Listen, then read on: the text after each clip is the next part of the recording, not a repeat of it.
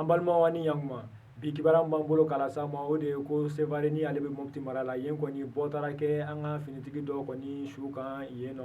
a yira k'a fɔ kɔni ko ni ale tun ye adjudant chef de ye gendarmerie la ale kɔni k'a fagara de a ka sokɔnɔna na bɔ taara kɛ a su kan muso dɔ de fɛ ni ale tun tɛmɛtɔ don wa a yirala k'a fɔ kɔni k'an bɛ yɔrɔ min na sisan ko a ma dɔn mɔgɔ minnu kɔni ye nin maakɔfɔlen kɔni faga ani a fagara hukumu min kɔni kɔnɔna na an ka finitigiw kɔni y'a yira k'a fɔ kɔni ko sɛgɛsɛgɛliw bɛ sen na cogo min na nin ko ninnu kɔni bɛɛ bɛ se ka ɲɛdɔn cogoya min na o tɛmɛnen kɔ ka bɔ yen an b'a yira la fɛnɛ k'a fɔ kɔni ko commune 2 la Bamakɔ yan nɔ ɲɛ bɛna sɔrɔ ɲama minnu kɛlen don ka yenkaw kɔni nin tɔɔrɔ k'a da u kun nin waati in na a yirala k'a fɔ kɔni ko bɛnkan dɔ sɔrɔla yen mairie ale ni R20 ni ale ye diɲɛ jɛkulu dɔ ye min ka baara bɛnnen bɛ waati yɛlɛma kɛlɛli de ma olu y'a yira k'a fɔ kɔni ko olu ka nin bɛnkan in kɔni bɛna kɛ sababu ye min ye ɲama kɔni min bɛ commune 2 la o kilancɛ bɛɛ ko o bɛ se ka yɛlɛma cogo min na ni ka kɛ engrais walima ka kɛ min ye carburant ye ni a bɛ fɔ o ma ko gasoil ni o ye taji ye a yirala k'a fɔ kɔni ko nin wale in kɔni ko nin tɛna dan commune 2 dɔrɔn ma